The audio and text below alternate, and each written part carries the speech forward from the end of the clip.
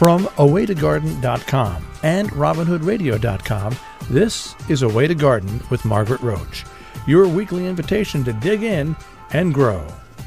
By the time I finished fall cleanup in November, a few essential pieces of garden equipment were looking worse for wear, like that tarp I've been dragging around over a couple of seasons loaded with debris that suddenly looks more like lace than a tarp ought to.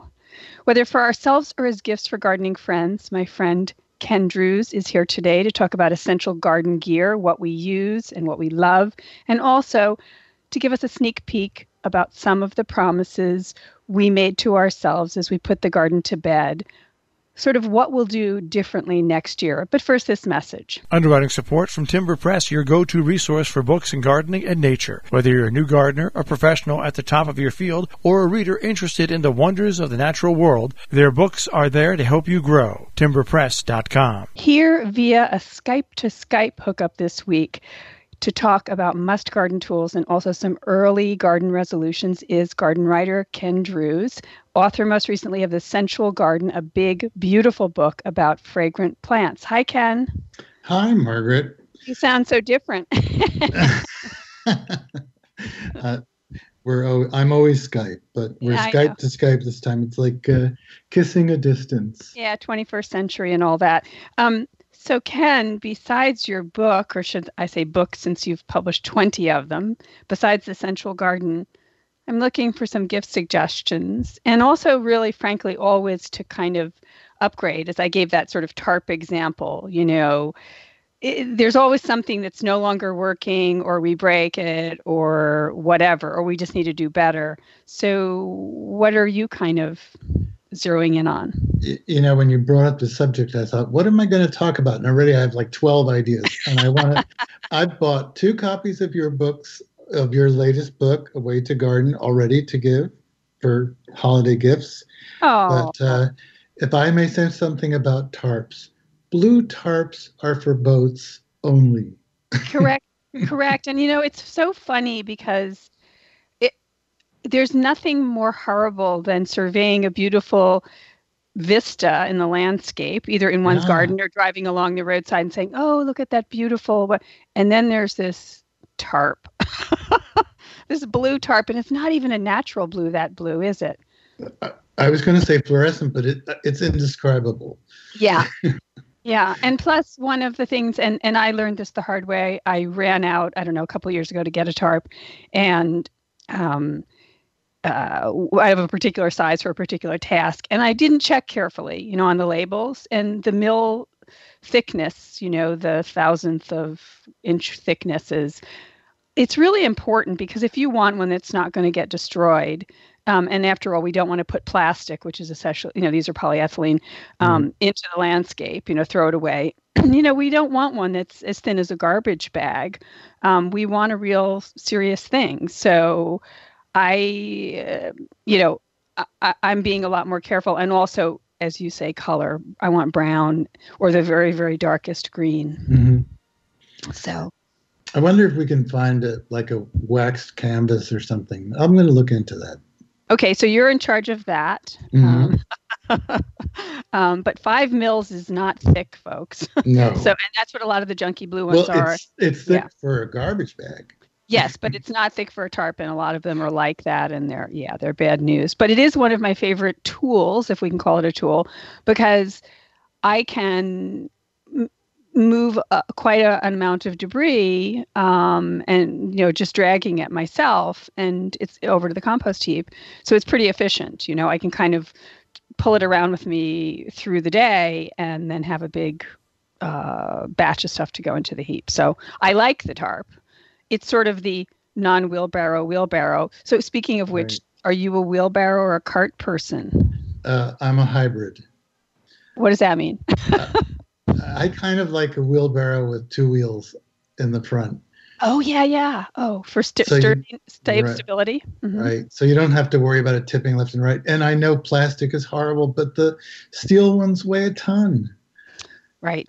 And we've got a lot of up and down hilly things here. So I recently got a wheelbarrow, if you can call it that. It's a wheelsbarrow with 2 wheels in the front. And I kind of like it. But I have a wooden cart that I use all the time for the bigger stuff, and the wheelbarrows. Hmm. And they're inexpensive too. Yeah, I have both. Plus, I have a smart cart. One of the carts that's on a tubular aluminum frame, and the what do we call the bed, the bucket, the what do we call the part of a cart or a wheelbarrow, the dish part. um, you know what I mean?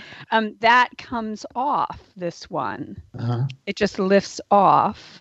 It's like a giant dishpan, and it lifts off. It's made of, I don't know what, but kind of like that corrugated roofing material. What do you call that? Fiberglass, maybe, or something Yeah. like that. And what's great about it is that you can use that like as a soil mixing vessel, or and you can take it off and like clean it if you want to really easily.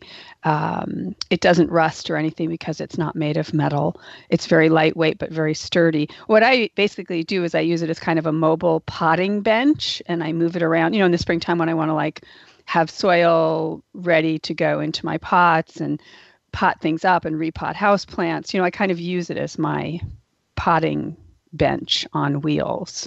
Are you going to put links on the website? Yeah, Smart Cart, SmartCart. I think they're made in Vermont, I believe. Smart Cart, yeah. And they come in different sizes. And they have kind of bicycle tires. So it really gets around even on my hilly site. And it's very, very light, obviously not when it's loaded down with stuff. But I use it for moving large amounts of things around also. So anyway, it's but I still love my little red wheelbarrow, my old fashioned, one wheel that I keep repairing and repairing and repairing because I'm very attached to it, And then we have to store them. Yeah, my garage is looking a little crazy at the moment. I'm sure. Yeah. Sure. So what was next on your list? Well, we're still talking about cleanup a little bit. And I have to say, I love the old Boss bags. Do you have Boss bags? Is that like Bosmere? I think Bosmere. Bosmere is the company, right? Yeah, I do. I didn't know you used those too. I like the ones that they're square when they're open, and the thing that's so great about them, they fold sort of like an umbrella, not exactly, but they fold into a wedge. You can just stack them up, and you take this thing and you toss it onto the ground, and it sets itself up in a square. Right. And and they have two handles, and I like those mostly because you can store them or carry them wherever you need them, and they don't weigh anything. So I use that for debris when I'm not using the tarp. If I have just leaves or weeds mostly, and then just carry it to the compost, and it's great. Yeah, I mean, basically when I go out to garden, she says longingly, thinking that it will be months before she gets to do it again.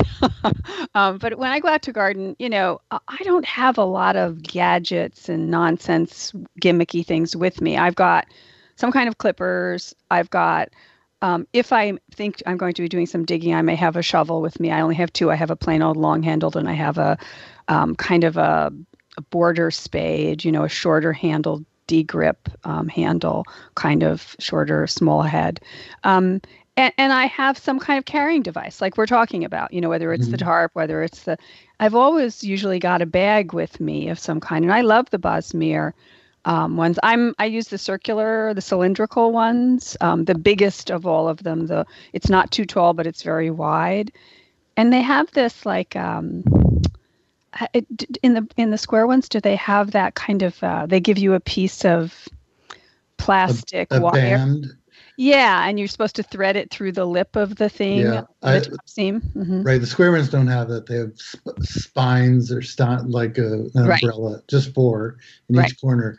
The thing about the band, I have one of those. I threaded the band, which was very hard, actually. Yes. And then how do you store it? So what's your solution to that? Well, see, I don't use the band. That's what I was just going to say. That's a solution. After trying to get the thing through it's kind of like if the elastic, if the tie in the waistband of your gym pants or the waist comes out, like out of the little, what do you call that? It's a seam. It's not a seam. It's, but anyway, if you have a pair of stretchy pants and they have and they have like and for your hoodie.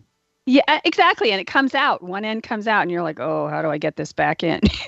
It's a real pain in the neck. And so I kind of got frustrated. Plus, the one that I did manage to get the support into the top seam there, I didn't like how it stood up all the time. And so I just kind of have them floppy, which is fine for me. The other thing is that so whatever shape or size is right for you, those Bosmere bags I think are really good. I think we're agreeing. I also bought, this is going to sound nutty, but do you know those grow bags that wholesale nurseries grow shrubs and stuff in? They're like made out of recycled plastic. They look like felt. Do you know what I mean? Yeah. Oh, yeah. And they sell them in nurseries nowadays. So, if you don't want to put things in a plastic pot, you can use them. But the really big ones, and I forget if it's 30 gallons or what the size is, but the biggest ones, I was able to get at A.M. Leonard, like a 10-pack. And they have handles. They have big ones with handles. They're just sort of gray. As I said, it's almost like felt, but it's recycled. And it's like, for $50, you get 10 of them. And I have them all over the place, like in every shed and, here and there. And I've always got one with me. And it's not quite as big as the bag we're talking about, the tip bag from Bosmere.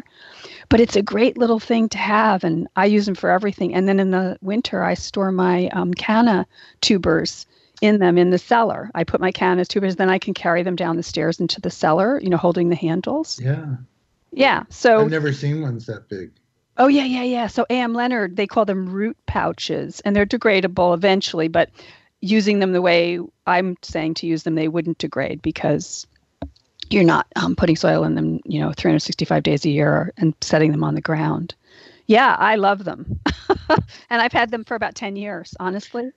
We're talking about tools and everything, but it's holiday season. Can you imagine giving that to someone? Well, maybe. I think gardeners do appreciate useful things, no matter what they look like. Just slap a bow on it, right? As long as it's not a blue tarp. As long as it's not a blue tarp.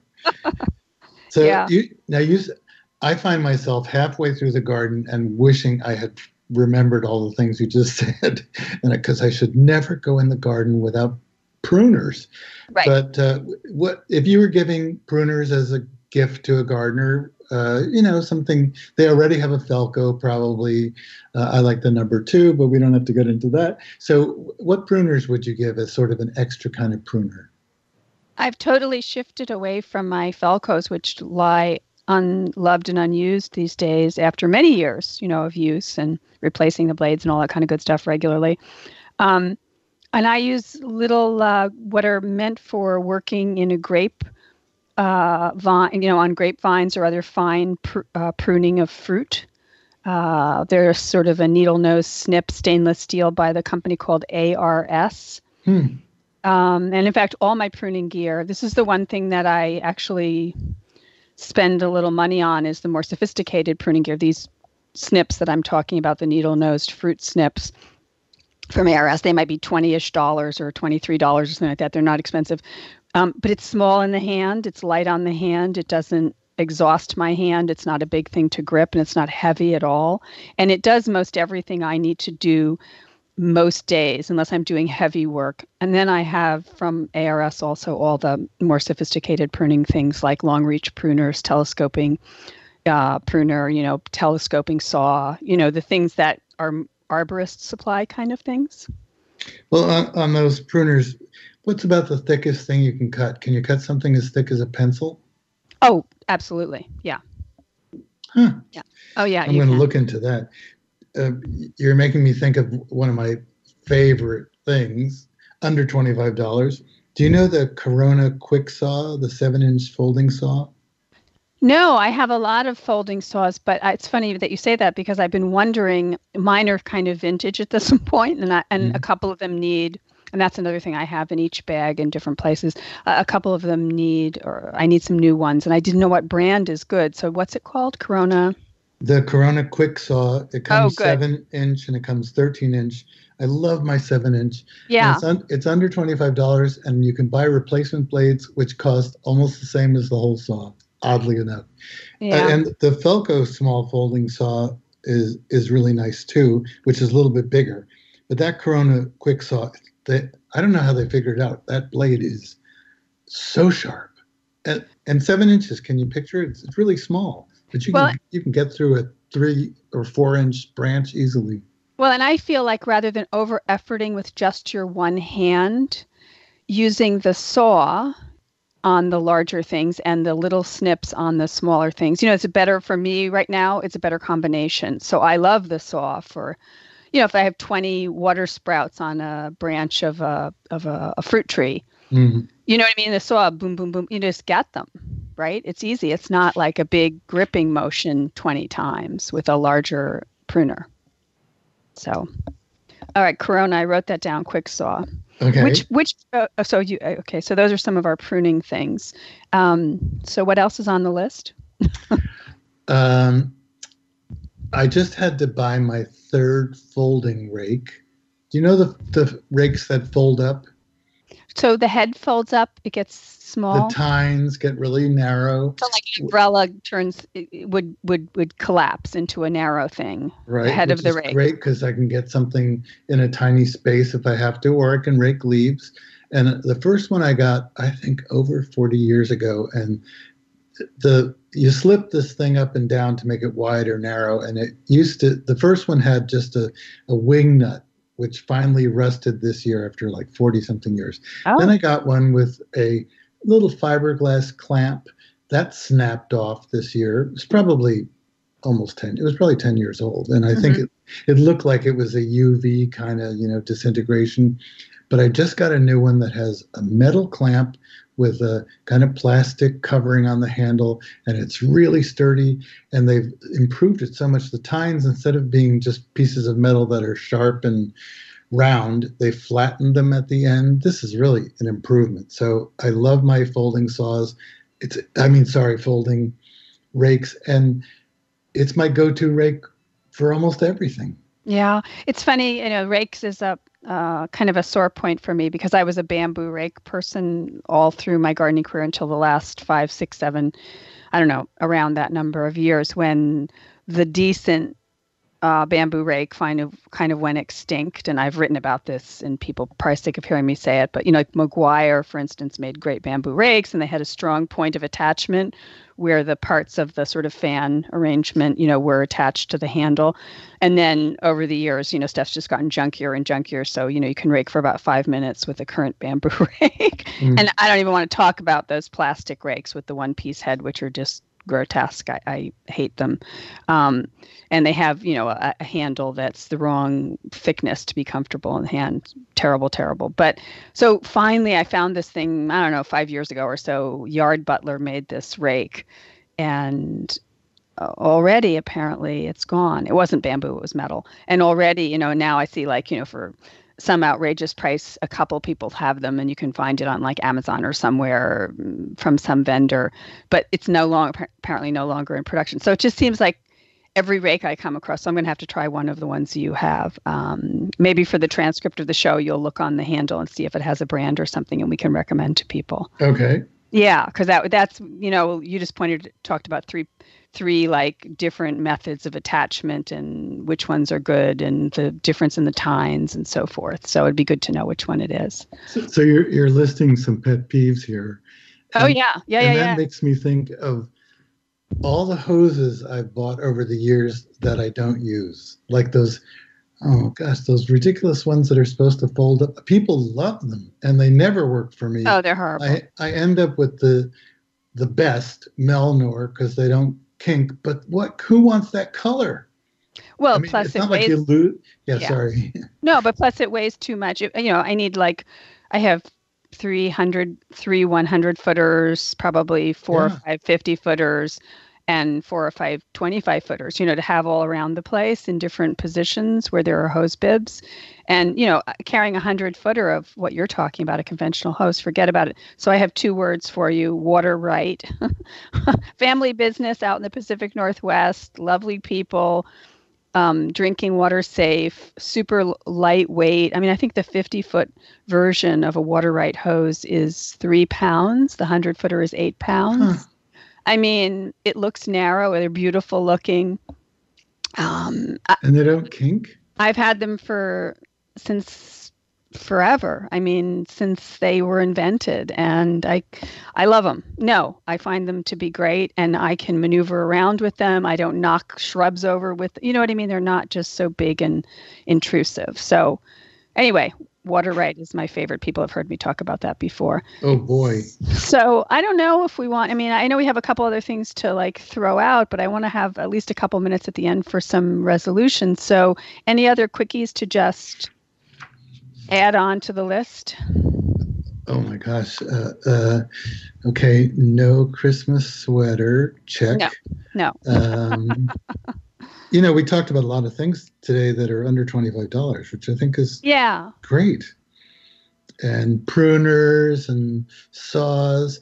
I think we've covered it. We're going to think of it after. All right, because one thing is that I remember you told me a story that you dropped your cell phone in the canal. That's true. And I recently almost lost mine I have a little pouch on my tractor, and it came flying out, and it was almost the end of it. And do you have any solution for that? Because this is a safety thing, especially for those of us gardening alone. So I have shirts that have, I don't know what they're called, plackets or something that you can. Yeah. Okay, so I got a new, I had those, but it takes too long to button. So I glued Velcro on my pockets so they would stay closed. And then I got a new phone, and it's too big to use the Velcro, which are glued to my shirts. So I got a kind of armband, quick release thing. Yeah. And I have to say it's great, and also inexpensive. So it goes on your arm like a armband. Yeah. It doesn't squeeze it too much, and it's not heavy, and you don't think about it. And then your phone just snaps right on it. And if you need your phone, you just grab it and you sort of push this little button, and it releases. All right, you're going to get us, for the transcript, you're going to get us the brand of that too. Yeah, because I looked into a lot of them. So we have 2 minutes, and we haven't even talked about our resolutions, and I'm going to say mine really quickly. Go ahead. It's really simple, and I bet it applies to a lot of people who have been gardening in the same spot. A lot of plants I planted at the beginning as ground covers, quote unquote, turned out to be horrible thugs and invasives, and now I have miles of them, or at least hundreds of square feet. And I made a decision, and I actually started on it this fall, and I'm going to continue in the spring, not to get overwhelmed anymore, but to say one bed at a time. And that's my resolution, one bed at a time. And I systematically picked one bed and removed it all this fall of this particular, it was Lamiastrum, and removed it all. And I'm going to be ready now for springtime to plant some great native ground covers, native shade plants in that area. And so one bed at a time is my resolution. How about you in our last minute or so? Well, that sounds really good. And I'm glad you added that extra part, because I think you should remove those invasive ones. Yes. They're ground covers, so they cover the ground. But you don't want to leave bare ground, and I don't want to have chopped wood on the ground. So plants is still the answer, of course, but it's, again, the right plant. Yes. Because I know you have a wonderful planting of big root geranium, and weeds don't come up through that. Correct. And it's so much better to mulch with living things than non-living things, but with the Lamiastrum and Lamium too. Yes. Before you know it, you turn your back, and the beautiful silver Lamium you bought is now magenta flowers and not so beautiful, and there's too much of it. So we can agree that that's a good resolution for both of us now that we're out of time. Oh, Well, it's great. That went so fast.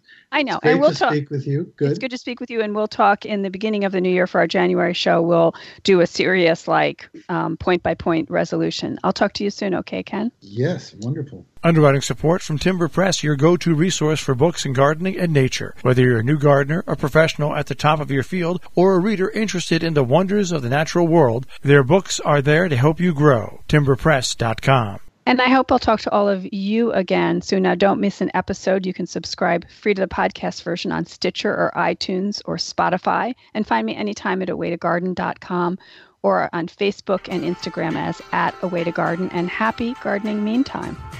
A Way to Garden with Margaret Roach is a joint production of awaytogarden.com and the smallest NPR station in the nation, Robin Hood Radio.